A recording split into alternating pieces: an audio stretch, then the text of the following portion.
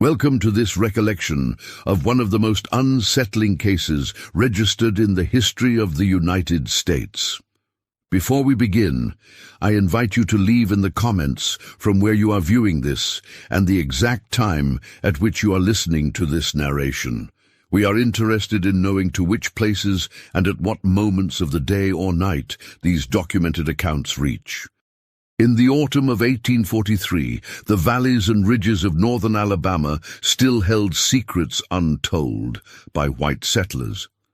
The rugged landscape of the Cumberland Plateau, with its dense forests and steep ravines, had become both haven and prison for one man whose name would come to be whispered with equal measures of dread and awe. This is the account of Samuel Green, a man who escaped bondage only to become something far more terrifying than his former masters could have imagined. The first documented mention of Samuel Green appears in the records of the Johnson Plantation, located approximately 20 miles northeast of Huntsville in the Tennessee Valley District. William Johnson, a wealthy landowner who had migrated from Georgia to Alabama in the 1820s, owned more than 40 enslaved persons, including a young man described simply as Sam, age 22, field hand. According to plantation ledgers preserved in the Madison County Historical Society archives, Sam was noted as troublesome and had attempted escape twice before his 23rd birthday. The Johnson Plantation lay in the shadow of the southern ridges of the Cumberland Plateau, where the land rose sharply from the fertile valley. The mountains to the east stood like sentinels, their forested slopes offering both danger and possibility. For someone contemplating escape from bondage, these wilderness highlands represented perhaps the only viable route. North was Tennessee, with its own plantation system, west the treacherous Tennessee River, and south deeper into Alabama's plantation heartland. It was on the night of October 11th, 1843, during an unseasonably cold autumn storm, that Sam Green disappeared from the Johnson Plantation for the third and final time. Unlike his previous attempts, this escape showed careful planning. The Overseer's Journal, now housed in the Alabama Department of Archives and History, noted that Green had taken a wool blanket, a knife used for butchering hogs, and approximately 2 weeks of dried provisions from the smokehouse. What makes Green's escape remarkable was not merely that he successfully fled, but that he chose not to continue northward toward the Free States, as most fugitives did. Instead, historical evidence suggests he moved deeper into the mountainous wilderness of northeastern Alabama, into the rugged terrain where few white settlers ventured.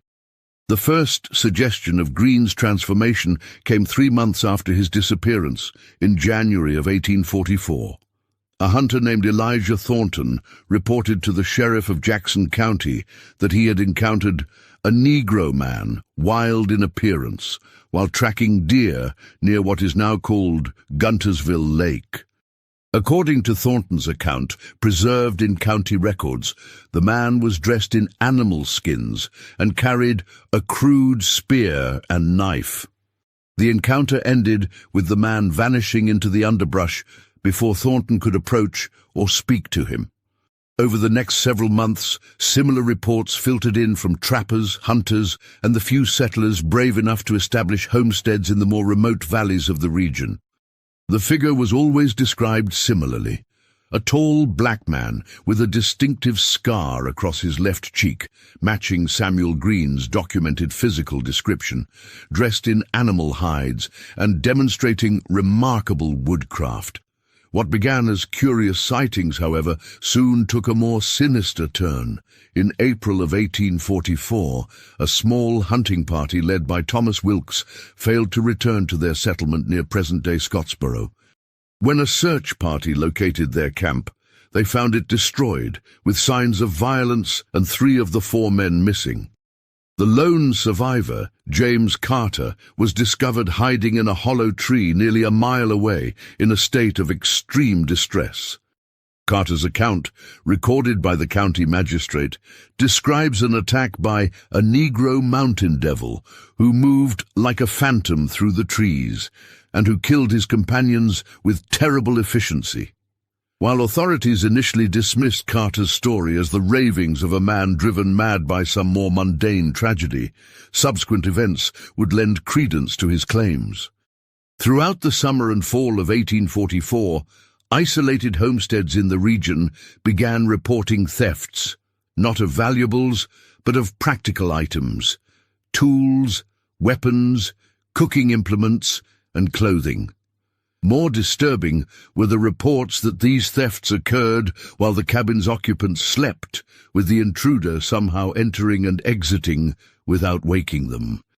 By December of that year, the figure had acquired a name among the local populace, the Mountain Devil. Rumors spread through settlements that this was no ordinary fugitive, but a man possessed of supernatural abilities who could move silently through the night, survive the harshest conditions, and who harbored a particular hatred for white hunters and slave catchers.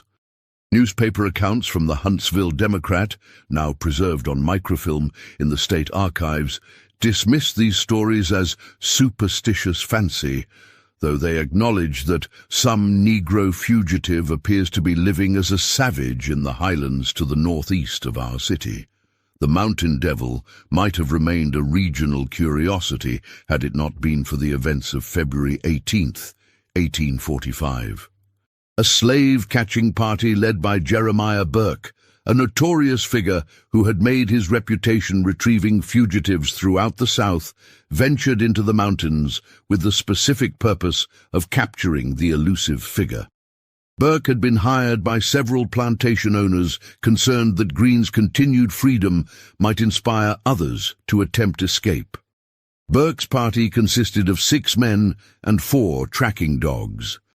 According to the sole survivor's account, they followed their dogs deep into a narrow valley on the 2nd day of their expedition.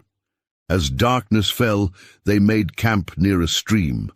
Shortly before midnight, the dogs began to growl and then fell silent. What followed was described as a carefully orchestrated slaughter.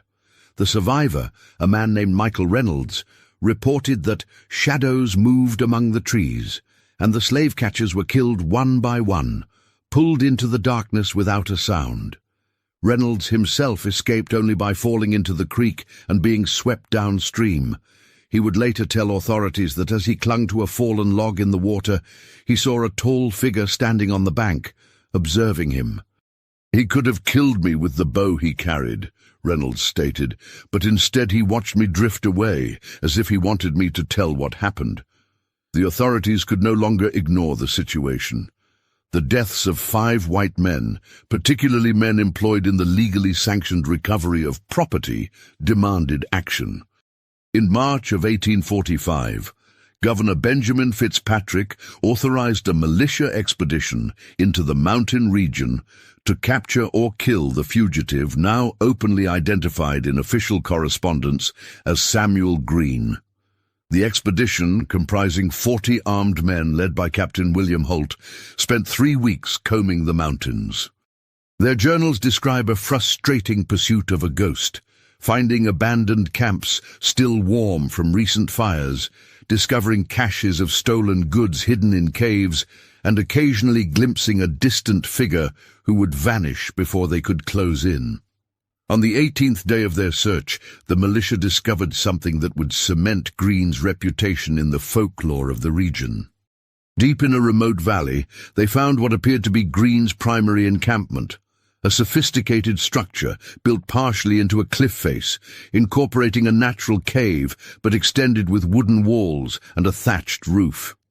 Inside, they discovered an arsenal of weapons, 3 rifles with ammunition, multiple knives of varying sizes, several spears, and a bow with arrows.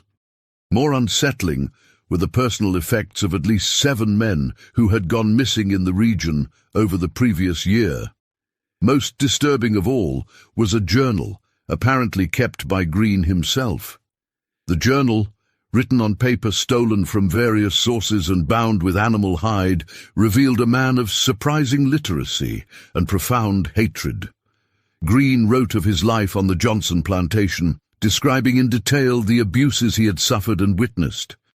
He wrote of his previous escape attempts and the punishments that followed, and he wrote of his transformation in the wilderness. "In these mountains I have become what they feared, no longer a slave but a demon of their own making. What mercy did they show? So shall I show the same." The journal also revealed that Green had not been alone in the wilderness. He had encountered and formed alliances with at least 2 other fugitives, though he never mentioned their names, referring to them only as brothers in bondage. Together, they had developed a system of survival in the harsh mountain environment, hunting, gathering, and stealing what they couldn't produce themselves. Captain Holt's militia spent another week searching for Green and his companions, but found no trace of them. It appeared that upon discovering the militia's presence in the mountains, Green had abandoned his camp and retreated deeper into the wilderness. The expedition returned to Huntsville with the journal and other evidence, but without their quarry. The Mountain Devil's activities seemed to diminish after the militia expedition. There were fewer reports of sightings or thefts through the remainder of 1845, leading some to speculate that Green had finally fled northward or perhaps died in the wilderness. This period of relative quiet ended dramatically in January of 1846. On the night of January 7th, William Johnson, Green's former master, was found dead in his study. The circumstances were bizarre. The house had been locked from within, no items were stolen, and Johnson's body bore a single wound, a handcrafted arrow driven through his heart. On the desk before him lay a folded piece of paper with a message written in a careful hand. "Justice comes even to the mighty. Remember Samuel Green." The murder of a prominent plantation owner in his own home sent shockwaves through the region. A second expedition was organized, larger than the first, with over 60 armed men and several professional trackers from as far away as Tennessee. This time, they were instructed not to take the fugitive alive. The expedition departed on January 20th, 1846, confident that with their numbers and the winter conditions exposing more of the landscape, they would succeed where the first had failed. They would return 2 weeks later with their numbers reduced by 17. Survivors described a campaign of systematic terror conducted by Green and his allies.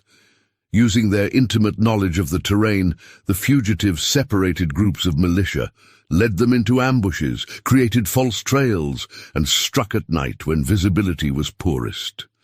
One particularly harrowing account tells of 6 militiamen making camp in what they thought was a secure position, only to awaken to find 2 of their companions missing and a message carved into a tree. "You hunt a man who learned to hunt from watching you." The expedition's leader, Major Thomas Bradford, ordered a retreat after losing more than a quarter of his force without even confirming a sighting of Green. In his report to Governor Fitzpatrick, he wrote, "We face not a man, but a phantom, who has mastered these mountains completely. He strikes and vanishes. My men fear entering the deep valleys or thick forests, believing death awaits in every shadow. I cannot, in good conscience, continue to risk their lives in what appears to be a futile pursuit." For the next year and a half, the legend of the Mountain Devil grew. While direct attacks became less frequent, Green's presence remained a constant shadow over the region. Travelers reported finding crude warnings carved into trees along mountain paths. Slave catchers refused assignments that would take them into the highlands. Local Native Americans of the Cherokee tribe, who maintained a small presence in the region despite the forced removals of the 1830s, spoke of a vengeance spirit who protected those fleeing bondage. Perhaps most significantly, the number of successful escapes from plantations in northern Alabama increased dramatically during this period. While no direct evidence links Green to these escapes, oral histories collected from descendants of formerly enslaved people in the region suggest that Green and his companions operated a rudimentary network, guiding fugitives through the mountains and helping them evade capture. The last confirmed sighting of Samuel Green came in August of 1847. A surveying party working near what is now the Alabama-Georgia border encountered a man matching Green's description. According to their account, he approached them openly, carrying no weapons. The party's leader, Edward Mitchell, later wrote that the man identified himself as Samuel Green and spoke calmly with them for nearly an hour. Mitchell described Green as weathered but not weakened by his years in the wilderness. He noted that Green's speech was articulate and that he spoke with the confidence of a free man, not the caution of a fugitive. Most remarkably, Green reportedly told the surveyors that he was preparing to leave Alabama. "I have made these mountains remember me," Mitchell quoted him as saying. "Now I go to find what freedom truly means." Whether Green actually escaped northward, as his words to Mitchell suggested, remains unknown.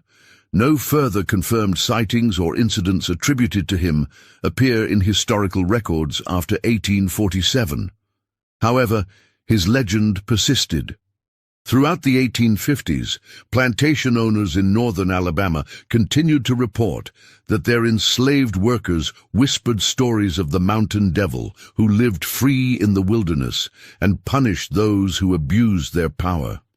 During the Civil War, when Union forces occupied portions of northern Alabama, several officers recorded in their journals hearing tales from local residents about the Black Phantom of the Mountains, who had terrorized the region years earlier.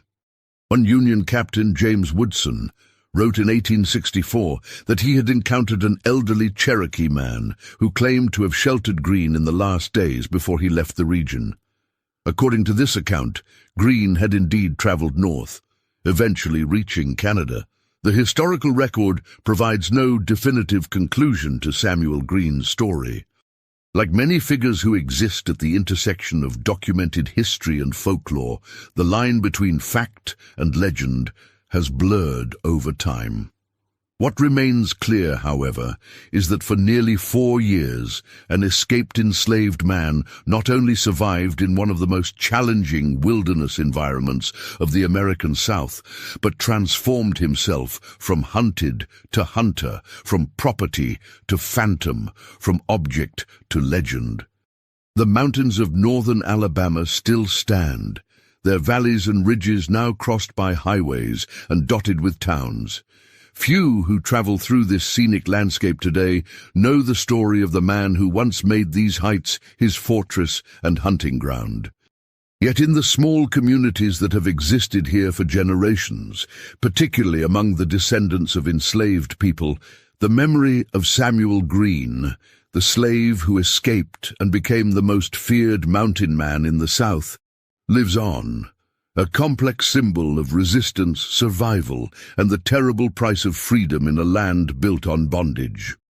The final entry in Samuel Green's recovered journal perhaps best encapsulates his transformation and legacy. "They made me property, but these mountains made me a man. They made me invisible, but here I learned to see in darkness. They tried to break my spirit, but instead forged something they could never control. I am what they created, turned back upon its creators. Let history remember this truth." And history, however imperfectly, has. In historical accounts collected by the Federal Writers Project in the 1930s, several elderly, formerly enslaved individuals from northern Alabama spoke of Samuel Green, though they knew him by various names. The Shadow Man, Mountain Samuel, or simply the Free One. These oral histories suggest that Green's influence extended far beyond the terror he instilled in white authorities. To many enslaved people in the region, he represented a different kind of possibility, not merely escape, but defiance and even retribution. Martha Johnson, interviewed in 1937 at the age of 91, recalled stories her mother had told about Green. Mama used to whisper to us children that if the master was cruel, the mountain man would know, and he'd come down from his hiding place to set things right. We weren't supposed to talk about him, but everyone knew. When masters or overseers were found dead or disappeared, the slaves would look at each other knowingly. Nobody mourned those men. The psychological impact of Green's existence, or even just the belief in his existence, on the institution of slavery in northern Alabama cannot be overstated. Plantation records from 1844 through 1848 show an unusual degree of restraint in the punishment of enslaved people in areas near the mountains.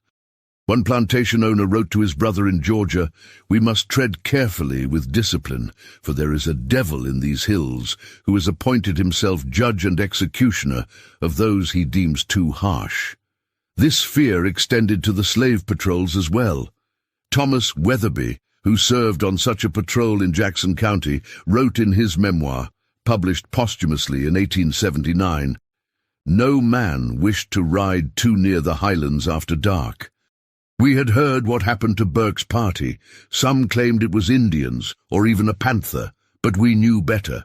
There was a man in those mountains who had declared war on anyone who hunted his kind, and he fought that war with terrible efficiency." The winter of 1847 brought particularly harsh conditions to the mountains of northern Alabama. Temperatures dropped well below freezing for weeks at a time, and snow accumulated in the higher elevations. For someone living in the wilderness, even someone as skilled as Green had become, survival would have been extraordinarily challenging. It was during this winter that some believed Green finally departed the region. A fascinating document discovered in the 1890s and now preserved in the collection of the Alabama Department of Archives and History suggests one possible fate for Samuel Green. The document is a letter dated May 1848, written by a Quaker abolitionist in Pennsylvania to a colleague in Ohio. In it, the writer mentions a remarkable man recently arrived from the southern wilderness, who identified himself as Samuel and claimed to have lived as a wild man in the mountains of Alabama after escaping slavery. The letter describes this man as bearing the physical and mental scars of both bondage and his years of solitary survival, but also as possessing an intelligence and dignity that commands respect from all who meet him. According to the writer, Samuel planned to continue to Canada, fearing that even in a free state, the recently passed Fugitive Slave Act might result in his capture and return to the South. If this letter indeed refers to Samuel Green, it provides a rare glimpse of his life after Alabama. The writer noted that Samuel spoke of having extracted a measure of justice during his time in the wilderness, but now sought a quieter freedom among people who might understand his humanity. The letter concludes with the observation that Samuel carries with him a small journal bound in leather in which he writes with surprising eloquence. No further documentary evidence of Green's life has been discovered. If he did reach Canada, he likely changed his name and perhaps created a new identity, as did many fugitives from slavery. The trail of historical breadcrumbs ends here, leaving us to wonder about the remainder of his life. However, the impact of Samuel Green's 4 years as the Mountain Devil continued to reverberate through the region he left behind. Throughout the 1850s, as sectional tensions increased and the nation moved towards civil war, the mountainous areas of northern Alabama maintained their reputation as dangerous territory for slave catchers and patrollers. Whether this was due to Green's ongoing influence, other fugitives who may have followed his example, or simply the power of his legend, the practical effect was the creation of a region where the enforcement of slavery became notably more difficult. Perhaps more significantly, Green's story became part of a hidden oral tradition among enslaved communities. Passed in whispers from plantation to plantation, the tale of the man who not only escaped, but turned the tables on his pursuers served as both warning and inspiration. Unlike other well-known fugitives such as Frederick Douglass, who escaped to become a public abolitionist speaker and writer, Greene represented a different kind of resistance, silent, violent, and uncompromising. During the Civil War, when Union forces began to occupy portions of northern Alabama in 1862, some commanders reported an unusual phenomenon. Enslaved people fleeing plantations would often head not toward Union lines, but toward the mountains. Colonel James Montgomery, commanding a regiment that included formerly enslaved soldiers, wrote in his official report, "The local Negroes hold a curious belief that safety lies not with us, but in the high country to the east, where they claim some champion of their race once made his kingdom." This perception was so prevalent that Union officers began sending guides into the mountains to direct these fugitives toward their lines instead. One such guide, Sergeant William Jackson, formerly enslaved himself, reported conversations with those he encountered. "They speak of a man named Greene," he wrote, "as if he were still there, watching over those mountains. I try to tell them he's long gone, if he ever existed at all, but the belief runs deep." As the war progressed and slavery's hold on the South weakened, the legend of Samuel Greene evolved. In the uncertain and often violent period of Reconstruction, stories of the Mountain Devil took on new dimensions. For the newly freed black population of northern Alabama, Greene became a symbol of resistance and self-determination. For many whites, especially those who had lost power and privilege with the Confederacy's defeat, he represented their worst fears of black retribution. An account from 1871, recorded by a Freedmen's Bureau agent working in Huntsville, describes how the mere invocation of Greene's name could affect a situation. A dispute between a white landowner and his black tenants grew heated, with the former making threats of violence. An elderly black man simply said, "These mountains still have eyes, just as they did in Greene's time." The landowner reportedly paled and withdrew his threats immediately. Historian Claudia Mitchell Therrell, who has studied the folklore of the region extensively, notes that by the late 19th century, the Samuel Greene story had developed distinct variations depending on who was telling it. In white communities, she writes, Greene was portrayed as almost supernatural, a malevolent spirit who attacked without provocation. In black communities, he was a justice bringer, someone who punished only those who deserved punishment and who helped others escape bondage. These divergent narratives reflect the complex legacy of a man who, whether by choice or necessity, employed violence as a tool against oppression.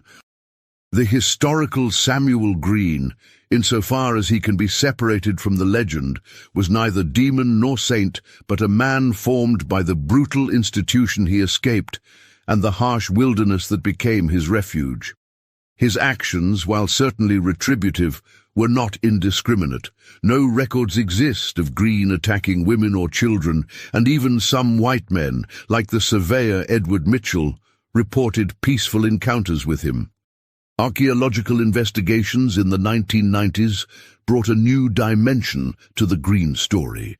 A team from the University of Alabama, investigating prehistoric Native American sites in the Cumberland Plateau region, discovered the remains of a small cabin built into a protected rock overhang. Carbon dating of charcoal from the fire pit suggested occupation in the mid-19th century. And artifacts recovered included handmade tools, modified weapons, and most intriguingly, a metal button matching those used on clothing at the Johnson Plantation during the 1840s. While it cannot be proven conclusively that this was one of Greene's hideouts, the location and timing align with historical accounts. Dr. Margaret Wilkinson, who led the excavation, noted in her report that the ingenuity displayed in this dwelling's construction speaks to someone with remarkable adaptability and knowledge of wilderness survival techniques. The site also commanded a view of one of the few trails leading into that section of the mountains, suggesting its occupant was concerned with detecting approach. By the early 20th century, the story of Samuel Green had begun to fade from public memory, preserved primarily in family histories and local lore. The rapid industrialization of parts of northern Alabama, particularly around Birmingham, brought new populations to the region with no connection to its antebellum past. The mountains that had once been Green's domain were increasingly crisscrossed by mining operations, logging trails, and eventually paved roads. Yet in some communities, particularly those established by formerly enslaved people and their descendants, Green's memory persisted.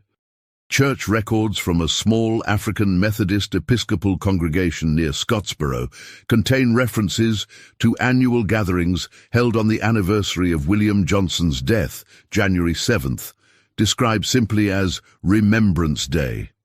According to elderly members interviewed in the 1970s, these gatherings commemorated the day justice came to the wicked master, a clear reference to Green's most dramatic act of retribution.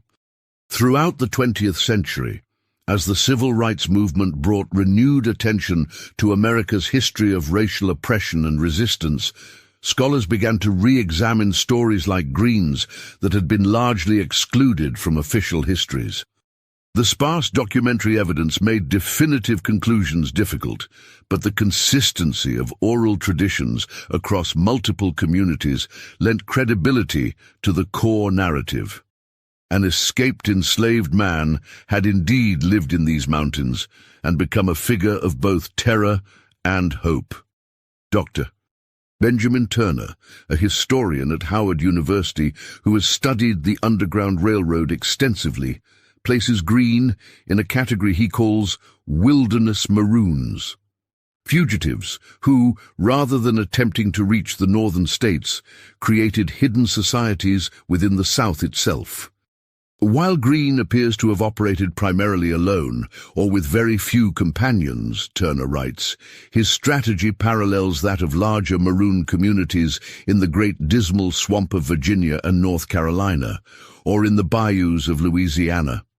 These were people who didn't just escape slavery. They created alternative spaces of black freedom deep within slave territory.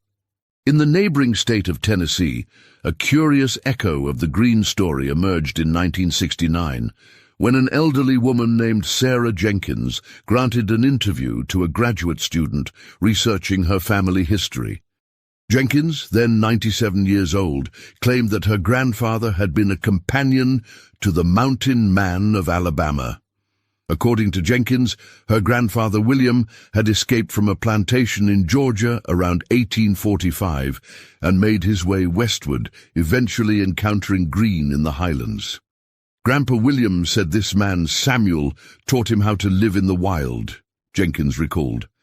How to move without being seen, how to find food, how to make weapons from what the forest provided. They lived together for almost 2 years before Samuel decided to go north. Grandpa chose to stay in the mountains until after the war, then came down and found my grandmother. Jenkins's account, if accurate, provides a rare glimpse into the community aspect of Green's wilderness existence. It suggests that, contrary to his portrayal as a solitary phantom, Green may have served as a mentor to other fugitives, passing on the survival skills he had mastered. This aligns with the references in Green's journal to brothers in bondage and supports the theory that he played a role in facilitating other escapes. The full truth of Samuel Green's life and fate may never be known with certainty. Like many who lived under slavery, his existence was sparsely documented until his actions forced their way into the historical record. Even then, many of the accounts come from those who feared or hunted him, rather than from his own voice. The journal recovered from his abandoned camp remains the closest thing to a first-person narrative, but even that tells only part of his story. What is clear, however, is that for a brief but significant period, Samuel Green achieved something remarkable. He inverted the power dynamics of his time and place. In a society built on the absolute control of black bodies by white authority, He created a space where that authority could not reach, where in fact those who attempted to assert it did so at their peril. The mountains became his domain, a kingdom of one where he was not property but sovereign. As the 20th century gave way to the 21st, interest in Green's story experienced a resurgence. A regional museum in Scottsboro established a small exhibit dedicated to the legend of the Mountain Devil, displaying artifacts from the era and maps of his suspected territory. In 2009, a historical marker was erected near the presumed site of one of his encampments, though the text carefully frames the story as local legend rather than confirmed history. More significantly, descendants of enslaved people from the plantations of northern Alabama have begun collecting and preserving family stories related to Green. In 2017, a reunion of families with roots in the region included a session dedicated to these oral histories. James Washington, one of the organizers, explained, "Samuel Green is part of our heritage of resistance. Whether every story about him is literally true doesn't matter as much as what he represents. The refusal to accept bondage, the determination to be free, and the courage to fight back when necessary." The mountains themselves have changed since Green's time. Where once stood unbroken forest, now stand towns, vacation homes, and state parks. Trails that were once known only to wildlife and the occasional intrepid hunter are now marked on maps and traveled by thousands of hikers annually. Yet in certain remote valleys, particularly in the deepest parts of the Cumberland Plateau, it remains possible to sense something of what Green must have experienced: the isolation, the challenge, and perhaps also the freedom. Park Ranger Deborah Coleman, who has worked in the region for over 2 decades, notes that she occasionally encounters visitors who come specifically because of the Green legend. "They want to walk where he walked," she says. "Some come out of historical interest, others because they see him as a hero. A few even claim to feel his presence still in these mountains." Coleman herself is skeptical of supernatural claims, but acknowledges the power of the story.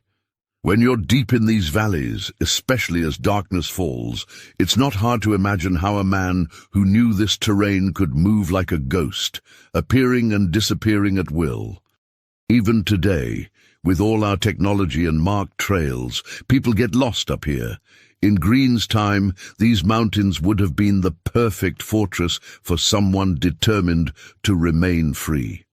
In recent years, Samuel Green's story has attracted attention from scholars of what is sometimes called black survivalism, the strategies and skills developed by African Americans to ensure their survival in hostile environments. Monica Richardson, whose research focuses on this area, sees Green as an important case study. He didn't just survive, he mastered his environment so completely that he transformed from hunted to hunter, she observes. In doing so, he demonstrated a level of adaptability and resourcefulness that defies the dehumanizing stereotypes used to justify slavery. The psychological dimension of Green's impact has also drawn scholarly interest. Dr.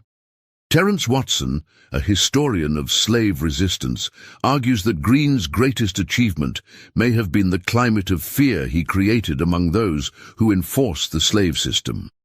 By striking at slave catchers and particularly abusive masters, Watson writes, Green attacked the foundational premise of slavery, that white authority was absolute and uncontestable. Every patrol that hesitated to enter the mountains, every overseer who moderated his treatment of the enslaved for fear of retribution, represented a crack in the edifice of control. For modern residents of northern Alabama, attitudes toward the Green legend tend to divide along predictable lines. Many white residents regard it as a colorful but exaggerated piece of local history, while many black residents view it as an important chapter in the longer story of resistance to oppression. Some local businesses have attempted to capitalize on the legend, with one outdoor outfitter offering Mountain Devil hiking tours of areas where Green supposedly lived, an irony that would likely not be lost on Green himself. As with many historical figures who existed at the margins of documented history, the absence of definitive records has allowed Samuel Green to become whatever various constituencies need him to be: demon or hero, murderer or freedom fighter, cautionary tale or inspiration. Perhaps the closest to the truth lies in the words attributed to Green himself in his final meeting with Surveyor Edward Mitchell. "I have become what necessity demanded. Judge me not unless you have worn the chains I broke." The most profound legacy of Samuel Green may be the questions his story forces us to confront about the nature of resistance to systematic oppression. In a society where legal recourse was non-existent for the enslaved, where every institution reinforced their subjugation, what forms of resistance were possible? What forms were justifiable? Green chose a path of direct, often violent opposition, a choice that few enslaved people made, but one that emerges from the particular circumstances of his life and the opportunities presented by the mountainous landscape where he found refuge. Throughout American history, the prevailing narratives of resistance to slavery have tended to focus on those who escaped northward and worked within legal and moral frameworks recognizable to white society. Figures like Frederick Douglass, Harriet Tubman, or Sojourner Truth. These individuals and their approaches to resistance are rightfully celebrated. But Samuel Green represents another tradition, one less comfortable for mainstream historical memory, the tradition of the maroon, the rebel, the one who refused not just bondage, but also the terms of engagement set by the oppressor. It is perhaps fitting that Green's ultimate fate remains uncertain. Some accounts suggest he reached Canada and lived out his days in quiet freedom. Others claim he died in the mountains during that harsh winter of 1847. Still others insist he never truly left, that he remained in his wilderness domain, growing old in the valleys and ridges he had come to know so intimately. This ambiguity allows his story to resist closure, to remain open-ended, much like the broader American reckoning with the legacy of slavery itself. In the end, Samuel Green, the slave who escaped and became the most feared mountain man in the South, emerges as neither myth nor fully documented history, but something in between, a figure whose existence is verified by enough primary sources to be undeniable, but whose exploits and ultimate fate remain sufficiently unclear to fuel ongoing fascination. His story serves as a reminder that the history of American slavery and resistance contains many chapters still partially obscured, many voices still not fully heard, and many acts of defiance still not widely acknowledged. The mountains of northern Alabama stand as they have for millennia, silent witnesses to countless human dramas played out in their forests and valleys. Among these, the saga of Samuel Green occupies a unique place, a testament to one man's extraordinary will to be free, and his transformation of a harsh wilderness into a weapon against those who had claimed ownership of his body and labor. Visitors to these highlands today, gazing out over the seemingly endless ridges fading into the distance, might well wonder, what other stories do these mountains hold?